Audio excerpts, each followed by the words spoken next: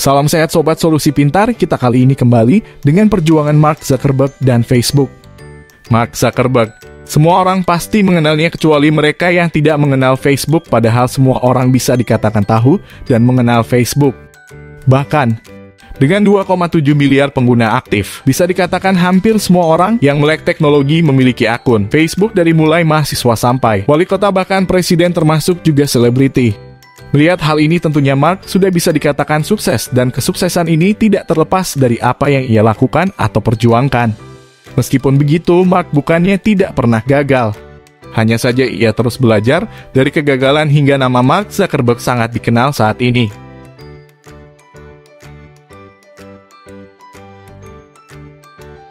Biografi Mark Zuckerberg.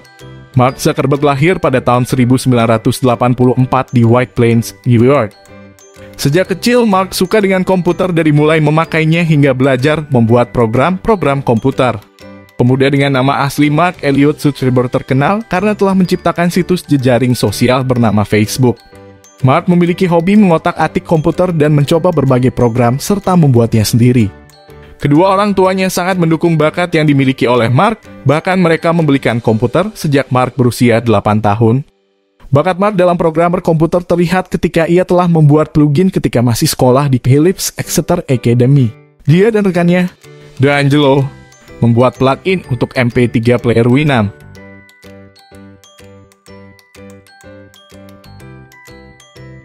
Kegagalan Mark Zuckerberg dan awal dari kesuksesan. Mark awalnya memiliki ide untuk membuat buku direktori untuk mahasiswa Harvard secara online karena pihak universitas tidak membagikan Facebook atau buku daftar mahasiswa yang juga memuat identitas serta foto mahasiswa di kampus tersebut. Sehingga mahasiswa baru tidak memiliki kesempatan untuk membuat pertemanan di antara mereka. Dari sinilah proyek pertama yang bernama Coursemate muncul. Coursemate sendiri hanya diperuntukkan teman-teman sekelasnya yang mengambil mata kuliah yang sama untuk saling mengenal serta berkomunikasi dengan yang lain. Coursemate tidak berjalan seperti yang ia harapkan karena terbatas hanya pada mahasiswa yang mengambil mata kuliah tertentu. Kemudian dia mencoba untuk membuat Fastmask. Fastmask berisi tentang memadukan dua foto mahasiswi yang kemudian dinilai siapa yang paling hot. Fastmask pun mendapat sambutan yang lebih bagus di kalangan mahasiswa. Namun di tahun keduanya di Harvard, demi Fastmask, Mark meretas data mahasiswi Harvard yang kemudian memasukkan data mereka beserta foto di website Fastmask tersebut. Ada banyak foto temannya yang dipajang di Fastmask. Tak butuh waktu lama, hanya beberapa jam saja, terdapat 450 orang dalam waktu yang sama mengunjungi situs tersebut dan ada 22.000 foto yang dibuka oleh pengunjung. Usai kejadian itu, Mark disidang oleh pihak kampus karena dianggap telah mencuri data mahasiswa yang lain. Mark kemudian meminta maaf bagi mereka yang fotonya dipajang di Fastmask. Berangkat dari kegagalan Coursemate dan Fastmask, Mark menyadari bahwa banyak orang yang membutuhkan website atau jaringan sosial yang bisa menghubungkan mereka dengan yang lain. Dengan menggunakan kode-kode Coursemate dan Fastmask, Mark akhirnya berhasil membuat Facebook. Saat itu website Facebook www.toughbook.com diluncurkan dari kamar asramanya di Harvard pada bulan Februari 2004. Bersama beberapa temannya yakni Chris Hughes, Eduardo Safrin, dan Dustin Moskovitz. Facebook memang bentuk penyempurnaan dari Fastmask.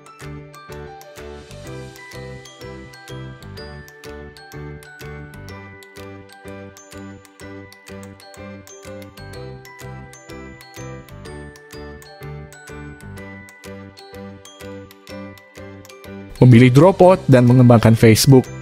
Mark pernah ngotot kepada staf kampus jika mahasiswa harus punya media online storage yang bisa diakses kapanpun. Sayangnya, Harvard menolaknya mentah-mentah. Akhirnya untuk membuktikan jika aplikasi buatannya nanti sangat berguna, Mark pun meretas sistem komputer Harvard untuk kemudian mencuri data mahasiswanya. Mark akhirnya tertangkap basah. Namun berawal dari situ ia berhasil menciptakan Facebook yang akhirnya menjadi salah satu media sosial raksasa di dunia. Pada intinya, usaha keras harus dilakukan untuk mencapai sukses dan usaha akan selalu berbanding lurus dengan hasil. Mark dan rekannya mulai sibuk dengan pengembangan Facebook yang mendapat respon positif. Mereka pun memiliki pilihan antara melanjutkan kuliah atau pengembangan bisnis ini dan meninggalkan kuliah. Dengan sikap positif, Mark dan temannya lebih memilih untuk mengembangkan Facebook daripada melanjutkan kuliah karena Facebook bisa menjadi tabungan investasi.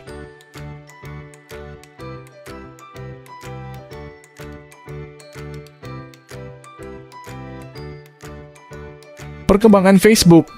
Pengguna Facebook kini dapat bebas bergabung ke banyak jaringan yang diatur berdasarkan kota, lokasi kerja, sekolah, maupun negara. Jaringan-jaringan ini kemudian akan menghubungkan para anggotanya. Sesama pengguna dapat berhubungan dengan teman-temannya dan bisa saling melihat isi profil pribadi. 18 tahun sudah Facebook berdiri dan masih menarik banyak perhatian orang. Dan para penggunanya juga semakin banyak. Ada juga sebuah kunci kesuksesnya, yaitu pihak Facebook mampu berkembang mengikuti zaman, sehingga pengguna juga lebih nyaman. Misalnya ditambah fitur baru yang tidak hanya bisa memberikan like, namun penggunaan juga dapat memberikan sebuah emoticon sedih.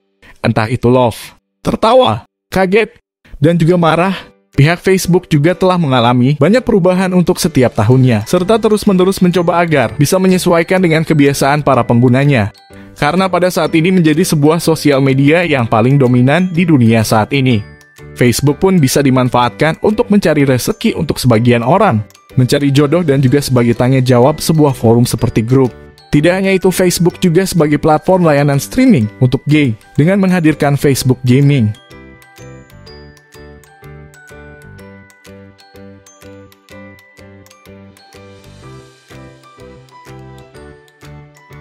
Tidak berhenti di situ saja.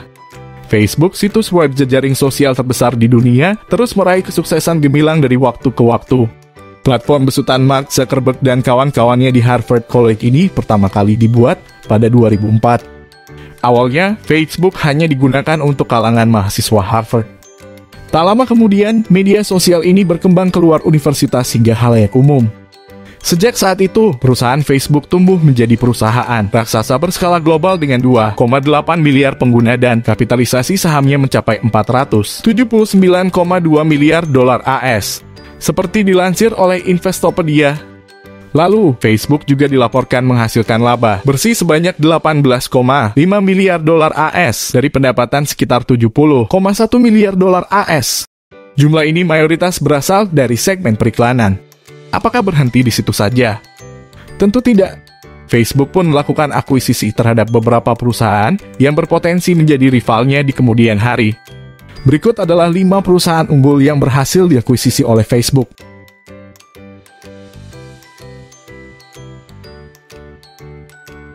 1. WhatsApp. Layanan telepon dan pengirim pesan yang satu ini tentunya sudah tidak asing lagi bagi Anda. WhatsApp dirilis pada 2009 sebagai alternatif layanan perpesanan yang hemat. Platform ini menyediakan pengiriman pesan dan telepon antar pengguna tanpa biaya dimanapun berada. Selain itu, pengguna dapat mengirim media-media seperti foto, video, suara, dan dokumen. WhatsApp diakuisisi oleh Facebook pada 19 Februari 2014 dengan mengeluarkan budget sebesar 19 dolar AS.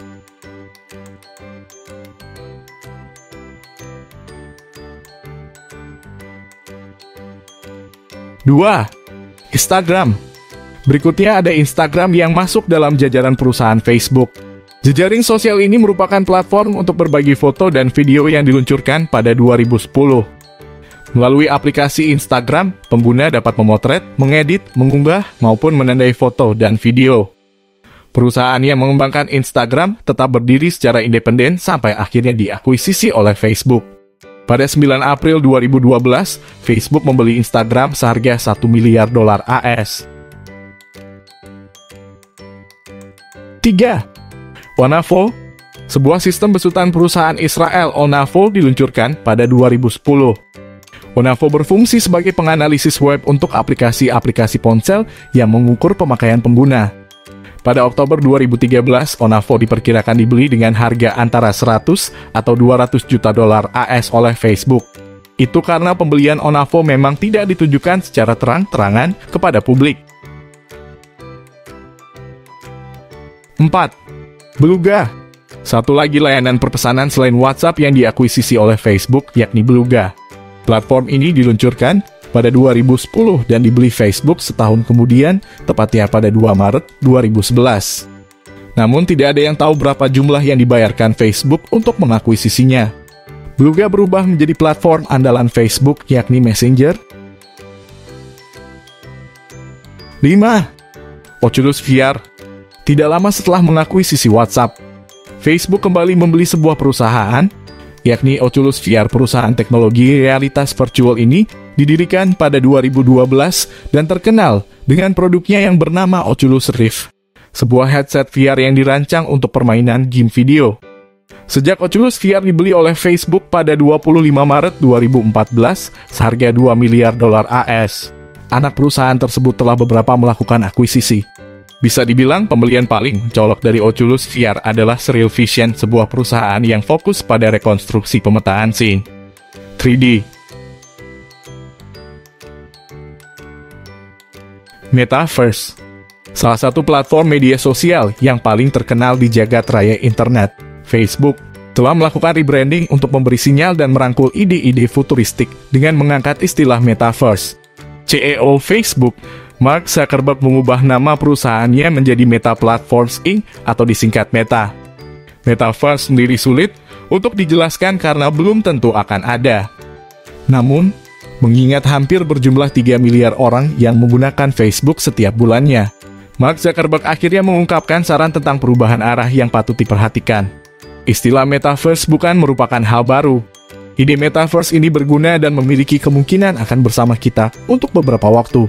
Konsep Metaverse sangat layak dipahami, apalagi jika Anda kritis terhadap masa depan. Prestasi yang didapat oleh Mark dalam mengembangkan Facebook tidak benar-benar mulus. Hambatan dan juga rintangan banyak menghampirinya ketika mengembangkan Facebook.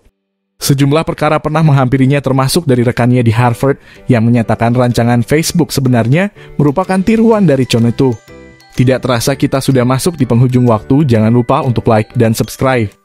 Sebagai bentuk dukungan kalian kepada channel Solusi Pintar, sekian, terima kasih, salam sehat Solusi Pintar.